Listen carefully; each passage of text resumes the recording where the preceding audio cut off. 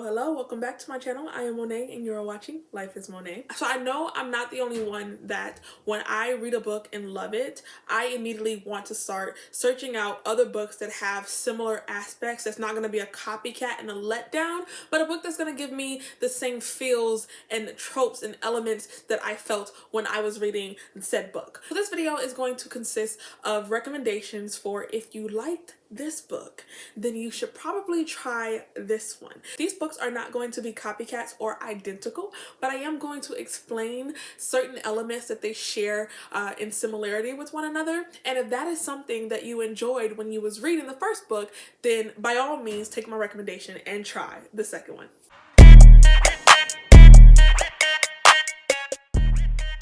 First comparison has been made multiple times, and I think that it is warranted depending on how you compare one to the other. If you liked Children of Blood and Bone, then you should pick up Beast of Prey. Now, these books are different. They're not copycats of one another, but there are some elements in both books that I think if you're looking to get the same feels that you felt from Children of Blood and Bone, you will definitely find in Beast of Prey. If you don't know what Children of Blood and Bone is about, we're following this character mostly by the name of Zelly, and Zelly is in a society where magic doesn't really exist, and those who used to be able to use magic are now pitted towards the bottom of the social caste system. They're ostracized, they're oppressed, because a lot of people feel like when magic was around, the people who were able to wield magic definitely used it to their own gain and manipulation, and now Zelly is handling the brunt of that, and something happens and Zelly has to partner up with her brother as well as the princess and kind of like prince in this world to travel on this quest to restore magic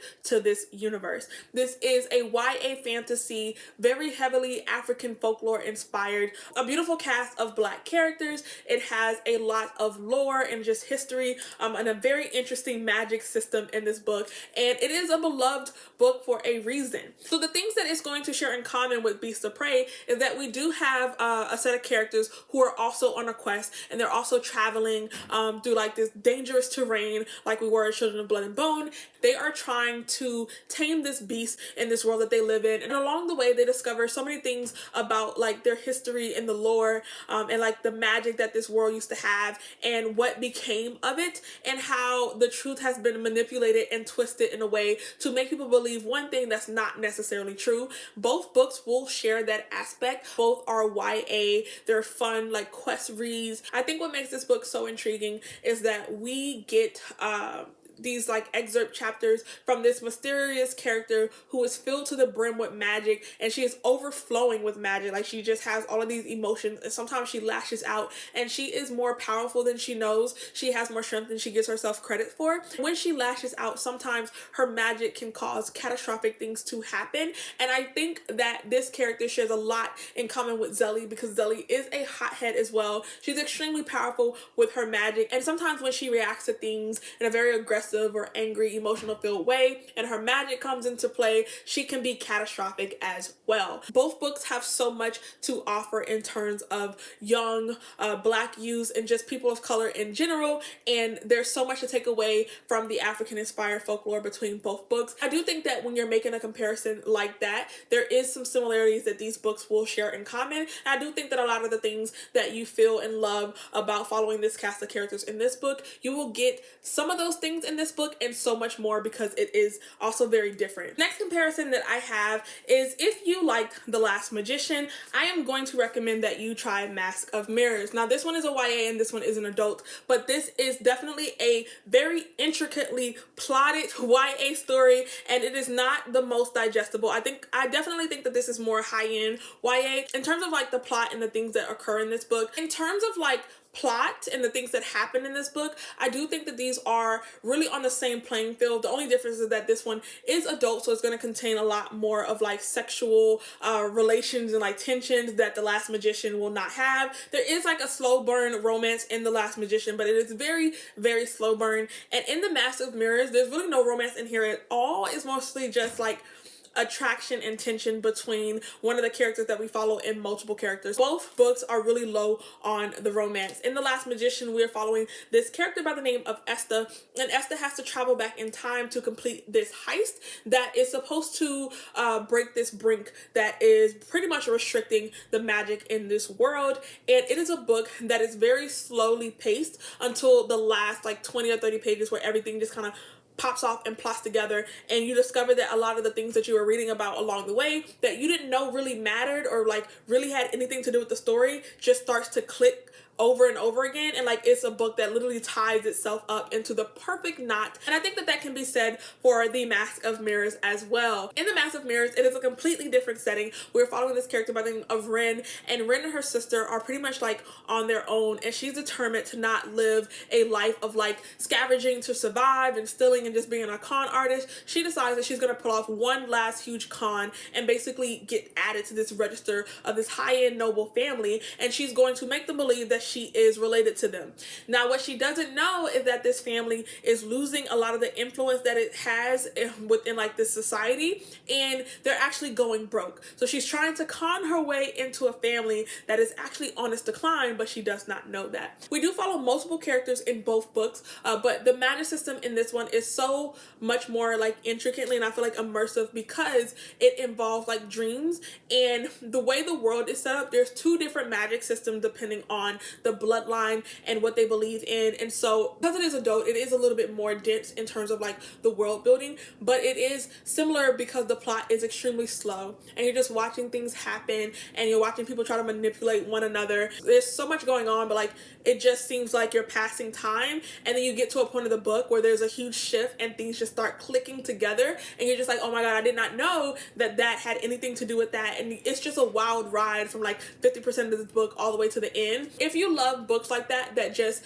are an easy read, you're just digesting it and going along with the story, and then the next thing you know, your jaw is on the floor, I think that you would enjoy both of these books, both The Last Magician and Mask of Mirrors. And also, if you read The Last Magician but you want something similar as an adult that includes a lot more like sexual tension and kinkiness and just, you know, something age appropriate if you are older, The Mask of Mirrors is going to be perfect for that. There's two books out for The Mask of Mirrors so far. There's The Mask of Mirrors and The Liar's Knot, and there is a third book that's set to come out in 2022, I believe. And then the last book in The Last Magician Quartet is also set to come out in the year of 2022. The next recommendation will also be a YA to adult comparison, and that is going to be Vicious with All of Us Villains. Both of these books contain very villainous characters who are relentless and brutal on their quest for whatever it is that they're trying to accomplish. If you don't know what Vicious is about, we're following two characters, one by the name of Victor and the other by the name of Eli. They are determined to develop supernatural abilities, and one of the ways that they discover that you can do that is by nearly dying or like having to flatline, and then you come back with supernatural abilities, with so much so of a will to live that your body just unlocks this supernatural ability in this fight or flight moment to live. Victor and Eli actually are really close friends, but they experience something that pits them against one another. So you follow them in the past as best friends as they're trying to do this experiment to unlock supernatural powers, and then you also follow them in the future where they're like vowing to get revenge on one another because something happened in the past that both of them viewed as like a betrayal. Now, in All of Its Villains, we are following 7 prominent families who are kind of like villainous characters, and they have to complete in this blood trial for magic, but each character is determined to actually win the blood trial, and it is pretty much to the death. Like, if you don't win the blood trial, you die. There can only be one person that is the victor, and that is the only person who is left standing at the end of the tournament. And the way that these characters are like pitted against one another, and like the determination, like tenacity that they have to like destroy their opponent, I think that there is a comparison to be made between these. Also, in Vicious, there is a set of like a found family trope, and so even though these are like villainous characters, they still have soft spots. One of the characters actually has this kind of like double-sided coin where they do care about people and show emotions and like want to help people and protect them, but when it comes down to like this person that is their enemy, they are relentless. They will do whatever is necessary to win against them. So each character in this book has like a full scale complexity to them, where they can actually be good people, but they are like driven by this anger and rage and like need for revenge. And you will find that aspect in all of us villains too, because we do have a set of characters who are able to do good, they're able to make right decisions, but they're so determined to win this blood trial that they are going to do whatever they need to, even if it is a bad thing, in order for them to win. So next up is one that I think people wouldn't necessarily gravitate towards in terms of being similar to one another, but you would actually be surprised with all of the things that they share in common, and that is going to be The Bear and the Nightingale with She Who Became the Sun. Now these books are different again, but they share a lot of the same elements. For both of these books, I'm talking about like where She Who Became the Sun is like heading towards, and also like the entire trilogy for The Bear and the Nightingale. Both are centered around like this pivotal point in history. In She Who Became the Sun is going to be China, and in The Bear and the Nightingale it's going to be Russia. They both explore like this prominent moment in history where these empires start to rise and actually defeat the Mongol Empire. So in The Bear and the Nightingale, there is a culmination to where this collective band of like different early Russian vassals take on the Mongol Empire, which at this point in time was dominating this part of the continent. And it is a coming of age story for our main character. It is set in a lot of realistic historical elements, and I really feel like this book gives you a really good picture of what early Russia was like, especially because it's not something that was extremely documented. And I feel like this is definitely more of like historical fiction with like a fantastical element, because like the fantasy aspect and like the magic in here is extremely like small and mild and like easy to digest. And that is going to be the same way for She Who Became the Sun. It is also like a coming of age story for one of the characters, and she is also representative of this moment in ancient Chinese history where they take on the Mongol Empire as well. So these books are actually set close to around the same time. This is also more of a historical fiction book with a light fantasy aspect. Now this is similar to Mulan because we have a character who is a girl, but she dresses up like her brother because she is determined to take on his destiny to be great, and that leads her through a lot of things. Sometimes you think she's gonna be a monk, and like she just rises all the way up to almost like this leader, like general of this entire army, and you just watch her really go from like this girl that was like living in poverty and like impoverished in this village, and she was starving and on her own because her brother and her father died early, and you watch her grow up from like living in a monastery and almost becoming a monk.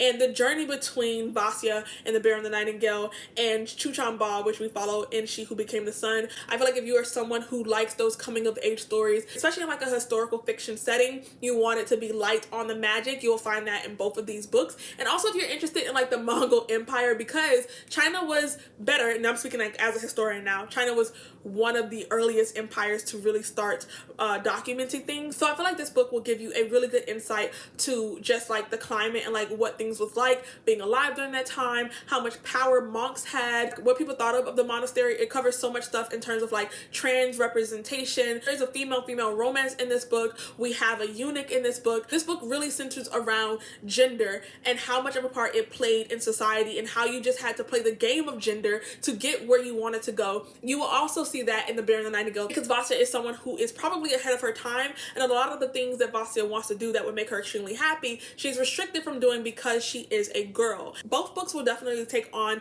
gender restrictions as a whole, and like surviving in a society that is so male dominant, and like you have to be a man in order to like accumulate power and to have wealth and to have anybody respect you or listen to you. If you're not a man, then things are pretty much decided for you. And I feel like they share these things in common because they're set in a time where like the Mongol Empire was in charge, and that is one of the key elements of the Mongol Empire. They really just respected men. She Who Became the Sun is a duology, and it is supposed to wrap up in 2022, I believe. So we are waiting to hear news for the sequel of this book. And then The Bear and the Nightingale is a trilogy. Next comparison, I don't actually own a physical copy of the second one because I listened to it on audio, and that is going to be Empire of the Vampire with Between Two Fires. In Empire of the Vampire, we are following one of the last Silver Saints alive, and he pretty much gives off like Witcher vibes, and he is this vampire slayer. And in this book, he has just killed like the vampire king. At the start of this book, our main character Gabriel has just killed the vampire king,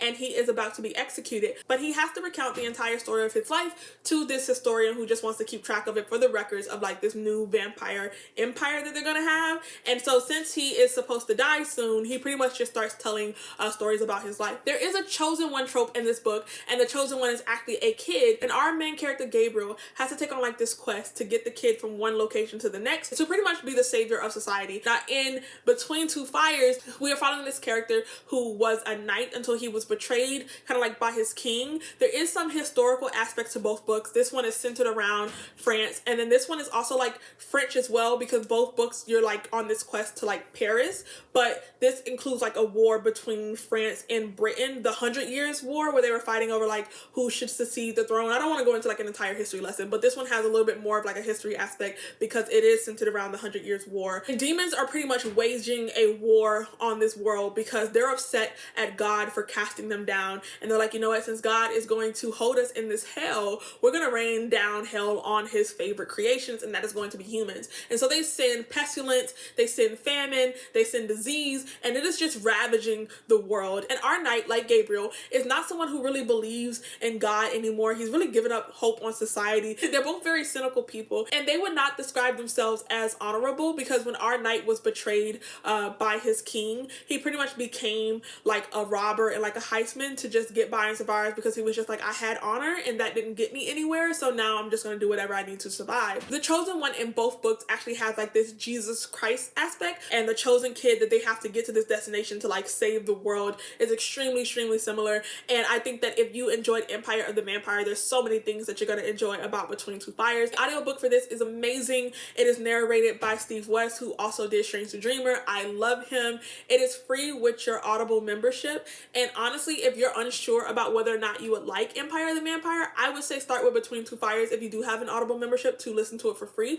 because this has vampires, that has demons, but like the character that we're following is so similar. For the next comparison, I cannot believe that I don't own a physical copy of the second book, because I loved it more than this one. So I'm gonna rectify that after this video. I definitely need to order me a copy, and that is going to be Daisy Jones and the Six and the Final Revival of Opal and Nev. Both books are centered around a band during like the late 1960s to early 1970s, and Daisy Jones and the Six, they're both in an interview format. The audiobooks for both is a full cast, so if you're gonna listen to either one, if you've read Daisy Jones and the Six and you know the audio is really good for this one, it is top tier for the Final Revival of Opal and Nev. If you don't know what Daisy Jones is about, people are being interviewed to kind of give you this full view picture of what this band was going through, their rise to fame, some of the things that they dealt with, the relationships that they had, struggling with drug abuse. It is just a fun book in an interview format, and the author did such a good job of conveying the characters and really making them believe, like you will swear that this band was real. And it is the same setup for the Final Revival of Opal and Nev, except this duo is a black woman and a white man,